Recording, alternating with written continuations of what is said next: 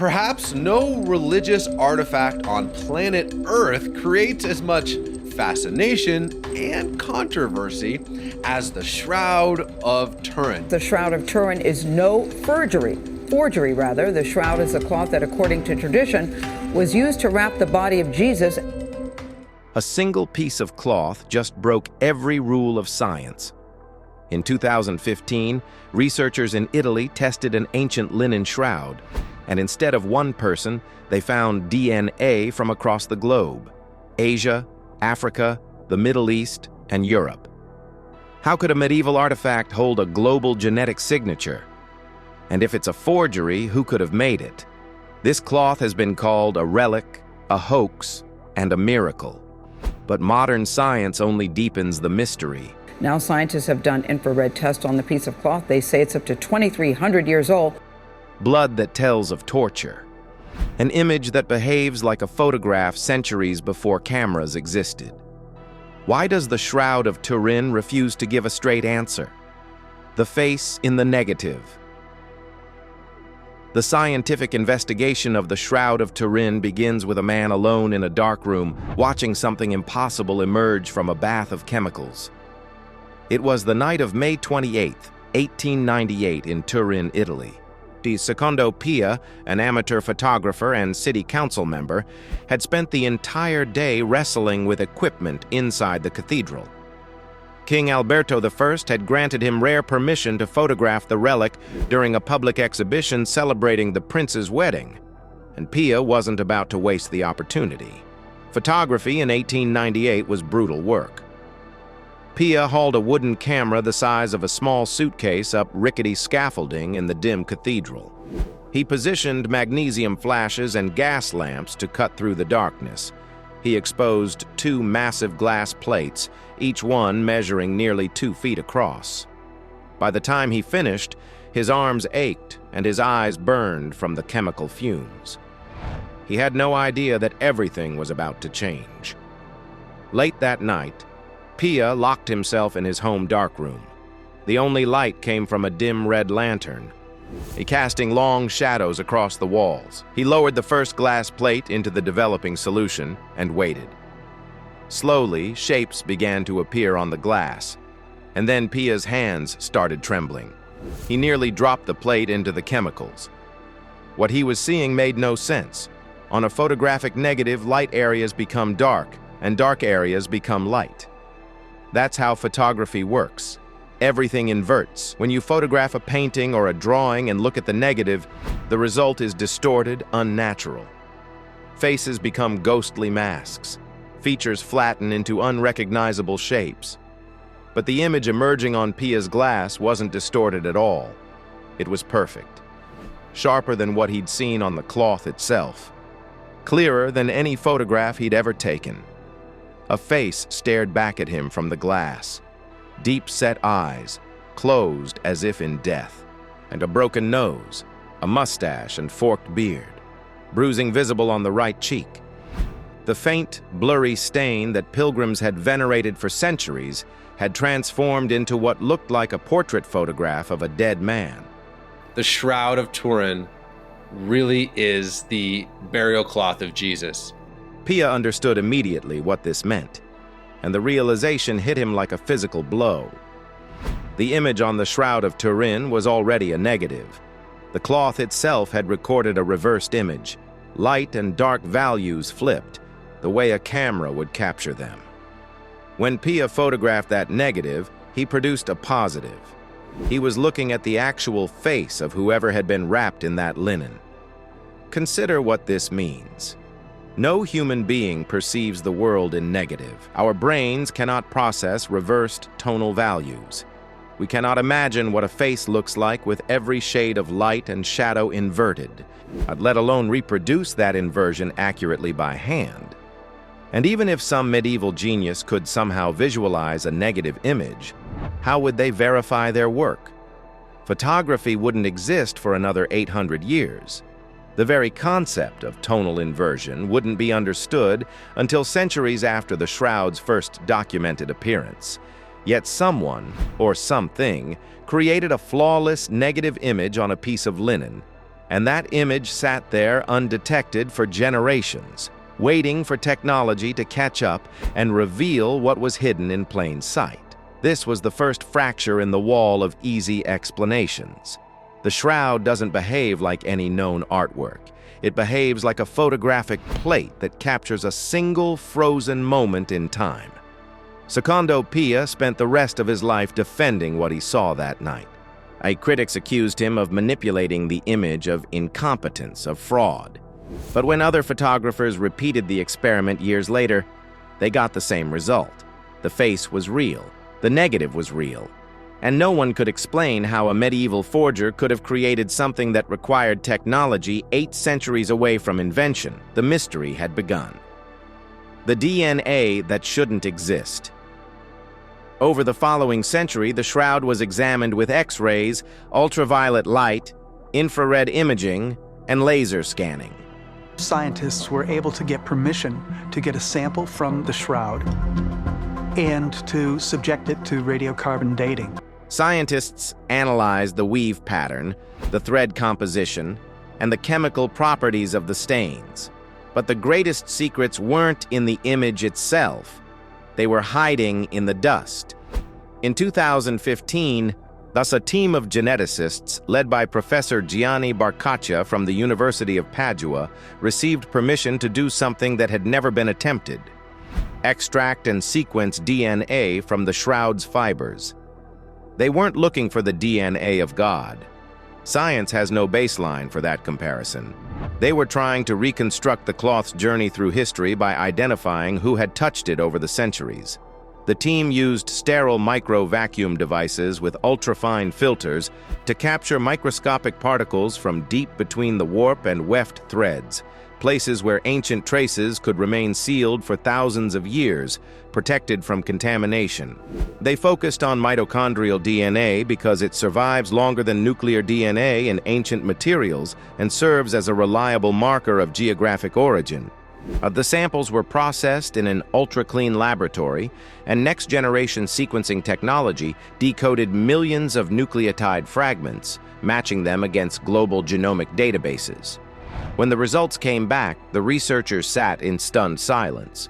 If the shroud were a medieval European forgery, as critics had argued for decades, then European DNA should dominate the findings. French or Italian genetic markers should be everywhere, with little else. If it were an authentic relic from Jerusalem, The Holy Shroud, it would be the most important relic in Christianity, a relic of Jesus himself. that never left the Middle East until recent centuries, then Middle Eastern DNA should appear almost exclusively. Neither scenario matched the data. Instead, the shroud carried genetic fingerprints from across the ancient world, and the pattern told a very specific story. The researchers found haplogroups linked to the Druze, or an isolated ethno-religious community in the mountains of Israel, Lebanon, Jordan, and Syria. Druze DNA is considered extremely ancient and stable because centuries of isolation kept it remarkably unchanged. This was a strong marker of Middle Eastern origin. They also found Western European haplogroups, which made sense given the shroud's documented history in France and Italy since the 14th century. But then came the surprises. They detected haplogroups pointing to North and East Africa, suggesting contact with some of the world's earliest Christian communities in Egypt and Ethiopia. They found genetic markers typical of the Indian subcontinent. And most astonishing of all, they found traces of East Asian DNA, markers linked to China, India, Africa, Europe, the Middle East, all encoded on one ancient cloth. How could a 14th century forger working in France possibly collect DNA from populations he had never encountered, from lands he had barely heard of? The answer is, he couldn't. But the shroud apparently could. When scientists mapped the genetic data against historical records, they discovered something remarkable. The DNA spread aligned almost perfectly with an ancient travel route that many scholars had dismissed as legend: the journey of the Dandelion, the journey of the cloth. The DNA results told a story that shouldn't have been possible. Scientists expected to find one dominant genetic signature on the shroud. If critics were right, and the cloth was a medieval forgery crafted somewhere in France around 1350, then European DNA should have overwhelmed everything else. French markers, Italian markers, and maybe some traces from the nuns who repaired it, or the kings who owned it. Simple, clean, case closed. But the genetic analyzers didn't return a simple answer. They returned a map that traced a journey spanning 2,000 years and 4 continents. And that map matched an ancient travel route that historians had dismissed as legend for centuries. According to Byzantine, Syrian, and Arabic sources, the shroud didn't sit in one place gathering dust. It moved. Early accounts describe the cloth folded into quarters so that only the face remained visible, mounted in a special golden frame. They called it the tetradiplon, the cloth folded in 4. And wherever this relic traveled, people came from across the known world to see it. They didn't just look, they pressed close. They breathed on the casing. They kissed the frame. They touched whatever surface they could reach. And with every encounter, they left something behind. Skin cells, dried sweat, microscopic flakes of hair, the invisible biological residue of human devotion. Century after century, the DNA of the world accumulated on the cloth's surface like sediment building on an ocean floor. The journey began where the story began. Jerusalem, the site of execution and burial. From there, tradition holds that the cloth traveled north to Edessa, a city in what is now southeastern Turkey, sometime in the 2nd century. Edessa wasn't a remote village. It sat at one of the most important crossroads in the ancient world, directly on the Silk Road. Caravans from China passed through carrying bolts of silk. Merchants from India arrived with spices and precious stones. Traders from Persia, pilgrims from Arabia, diplomats from Rome all converged on this single city, and all of them heard about the miraculous image that protected Edessa from its enemies. They came to see it, they came to venerate it, and they left their DNA behind. For centuries, the cloth remained in Edessa, accumulating genetic traces from every corner of the connected ancient world. Then, in 944 AD, the Byzantine emperor sent an army to acquire the relic. The cloth was brought to Constantinople, the greatest city on earth at that time. Constantinople was the ultimate melting pot, a megacity where Greeks and Slavs and Armenians and Turks and Africans and Persians all lived side by side. For nearly 300 years, the shroud rested in the imperial chapel, drawing visitors from every nation that had contact with the Byzantine Empire. More DNA, more genetic fingerprints, or more invisible evidence accumulating in the fibers. Then came 1204. The Fourth Crusade arrived at Constantinople not to fight Muslims but to sack a Christian city. Crusaders looted everything they could carry. Churches were stripped, palaces were ransacked, and the shroud vanished from historical records. It resurfaced briefly in Athens, in the hands of French knights, then silence for a century and a half. Finally, around 1353, a French knight named Geoffroy de Charny revealed that he possessed the burial cloth of Christ. No one knows how he got it. He never explained. As much fascination and controversy as the Shroud of Turin. Is this the real burial cloth of Jesus of Nazareth? But this is the moment the shroud enters verified European history. And here is where the forgery theory collapses completely. A forger working in 14th century France could not have traveled to China to collect skin cells. He couldn't have visited India to gather hair fragments. He had no way to obtain biological material from the Middle East or North Africa or the steppes of Central Asia. More importantly, he had absolutely no reason to try. DNA wouldn't be discovered for 500 years. Genetic sequencing wouldn't exist for 6 centuries. No forger plants evidence to fool a technology that hasn't been invented yet. The DNA on the shroud isn't contamination. It's a passenger manifest, a record of every hand that touched this cloth, every breath that fell upon it, every pilgrim who traveled impossible distances just to stand in its presence. The journey of the cloth is written in the language of genetics, and that language tells us the shroud was exactly where ancient sources claimed it was, centuries before it ever arrived in Europe. The botanical evidence. Human DNA told us who touched the cloth, but trapped between those same ancient fibers was another kind of evidence, silent witnesses so small they're invisible to the naked eye. Pollen, microscopic grains released by flowering plants, carried on the wind, settling on every surface they encounter. Pollen is nearly indestructible. It survives for thousands of years in the right conditions, and it carries a secret that no forger could ever fake: geographic origin. Every plant species produces pollen with a unique signature. Identify the pollen, and you identify exactly where that object has been. The shroud was about to testify against itself. Two scientists approached this mystery independently, decades apart, using the same painstaking technique. Max Frey, a Swiss criminologist who pioneered forensic pollen analysis, pressed strips of adhesive tape against the shroud's surface in 1973 and again in 1978. Professor Avinoam Danin, one of Israel's most respected botanists from Hebrew University of Jerusalem, conducted his own analysis years later. Both men spent countless hours hunched over microscopes, cataloging every grain they found, cross-referencing each one against botanical databases from around the world. When they compiled their findings, the results sent shockwaves through the scientific community. 58 different plant species had left their pollen on the shroud. 58 silent witnesses from across the ancient world. 17 species were native to Europe. That made perfect sense. The shroud had spent 6 centuries in France and Italy. European pollen was expected. But the majority of samples came from somewhere else entirely.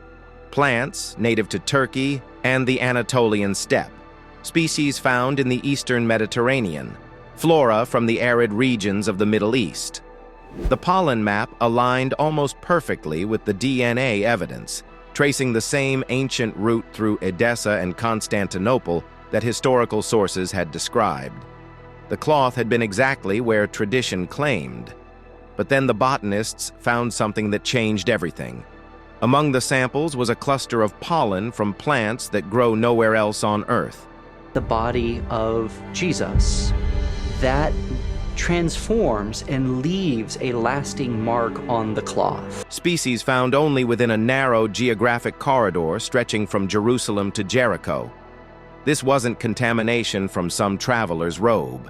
This was endemic flora, plants that exist only in that specific slice of the Judean wilderness and nowhere else on the planet. And the shroud hadn't just passed through the Holy Land. It had been there, physically present in the Jerusalem region, long enough to accumulate pollen from plants that a European forger couldn't have obtained if his life depended on it. But one plant dominated all others, and its presence raised questions that still haunt researchers today. Gundalia tourneforti, a thorny desert thistle covered in long, rigid, needle-sharp spines. Its pollen made up nearly half of all samples recovered from the cloth. Half. An astronomical concentration for a single species. Why would a burial cloth be saturated with pollen from a thorn bush? The answer emerged when scientists examined where on the shroud this pollen appeared most heavily. It clustered around the head and shoulders, the crown of thorns. Gundalia tourneforti, with its vicious needle-like spines, is exactly the kind of plant Roman soldiers could have twisted into a mocking crown for a condemned prisoner. The pollen wasn't random contamination, it was evidence of contact. Direct, sustained contact between this cloth and a crown of thorns made from a plant that grows only near Jerusalem. There's one more detail that elevates this from compelling to devastating. Gundalia tournefortii blooms during a very specific window each year. Early spring, the weeks surrounding the Jewish festival of Passover. According to all four Gospels, the crucifixion occurred during Passover. The pollen doesn't just place the shroud in Jerusalem. It places the shroud in Jerusalem at exactly the right time of year for the events described in Scripture to have occurred. A medieval forger working in France couldn't have known which plants grew near Jerusalem. He couldn't have obtained their pollen. He couldn't have known when they bloomed or that the timing would matter. And he certainly couldn't have applied microscopic grains invisibly to a cloth in concentrations that would only be detected 600 years later. Pollen cannot be painted. It cannot be forged. It simply records where an object has been, written in a language that only modern science can read. And the shroud's pollen screams one word over and over again: Jerusalem. The blood that screams. For many years, skeptics claimed the reddish marks on the shroud were simply pigments, ochre, cinnabar, or tempera mixed with gelatin, a clever artist's trick. That argument collapsed in 2017 when a team of Italian researchers led by Professor Giulio Fanti of the University of Padua examined the stains using transmission electron microscopy and Raman spectroscopy. They studied the material at the nanoscale, looking at individual molecules and atomic structures. What they found wasn't pigment, it was blood. Human blood, type AB, one of the rarest blood groups in the world. But this wasn't the blood of a healthy person. Inside the blood stains, scientists identified nanoparticles of creatinine and ferritin bound to hemoglobin. These substances appear in such extreme concentrations under only one condition: severe fatal trauma. Prolonged torture combined with dehydration and massive muscle damage. When muscle tissue is destroyed by repeated blows, a process called rhabdomyolysis occurs. It's flooding the bloodstream with creatinine in enormous amounts. The blood on the shroud recorded exactly that biochemical signature. This is a chemical scream of pain encoded in molecules. The analysis showed that the man wrapped in this cloth did not merely die. He was beaten to a state already incompatible with life before the final execution even began. The body shows evidence of over 100 blows, consistent with Roman scourging using flagella, leather whips fitted with lead weights designed to tear flesh. An artist can paint the appearance of a wound. No artist can replicate the biochemical signature of a body experiencing polytrauma, kidney failure, and hypovolemic shock. That requires an actual dying body experiencing actual catastrophic organ failure. You cannot fake blood chemistry with a paintbrush. New discovery regarding the Shroud of Turin. They were focused on bloodstains and scourge marks found on the shroud. Another long-standing mystery involved the color of the blood. Ancient blood typically darkens to brown or black over time, but the stains on the shroud appear red. For years, this seemed like evidence of forgery, proof that an artist had used fresh-looking paint.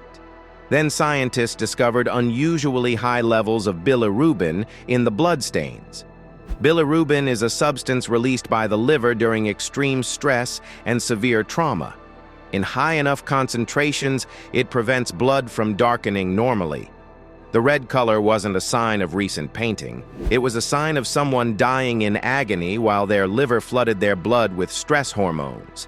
The very feature skeptics pointed to as proof of fraud turned out to be proof of authenticity that no medieval artist could have known to include. The image that defies physics. The blood evidence is compelling. The DNA evidence is astonishing. The botanical evidence is precise. But nothing compares to the mystery of the image itself. When researchers examined how the image was formed, they encountered something that modern physics still cannot explain. The discoloration that creates the visible image penetrates only the outermost fibers of the linen, to a depth of about 200 nanometers, thinner than a bacterium. The coloration doesn't soak through the way paint or dye would. It doesn't penetrate the way blood does. It affects only the absolute surface of the fibers, as if something scorched or chemically altered just the outermost layer of cellulose without affecting anything underneath. The image contains three-dimensional information. In the 1970s, the scientists used a VP8 image analyzer, a device designed to convert brightness values into topographical relief, to study the shroud. Normally, when you run a photograph through this machine, you get distorted, meaningless shapes because photographs don't encode true 3D data. But the shroud image converted into a perfect three-dimensional relief of a human body. The intensity of the discoloration at each point corresponds precisely to the distance that point would have been from a body lying in the cloth. The image is essentially a topographical map of a human form, encoded in shading gradients that no artist could produce by hand. Here's what makes this impossible to replicate. The image has no brush strokes. There's no directionality to the discoloration, no evidence of any tool or technique being used to apply it. It's not painted. As it's not printed, it's not scorched by contact with a hot statue, a theory that was tested and failed to reproduce the superficial fiber-only coloration.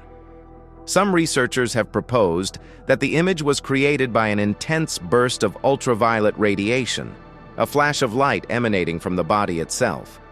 This would explain the superficial coloration, the 3D encoding, and the photographic negative properties. But it raises an obvious question. What natural process causes a dead body to emit a burst of radiation powerful enough to chemically alter linen? Physics has no answer. The Shroud of Turin doesn't give up its secrets easily. Every fiber, every drop of blood, every trace of pollen pushes us closer to answers, and yet further from certainty. It is not a forgery, not a simple artifact, not a story with an ending we can grasp. So the question remains: what force, what event, what hand left this enigma encoded in cloth? And more importantly, what does it mean for everything we think we know about history, science, and belief? The Shroud isn't finished speaking. It's only just begun.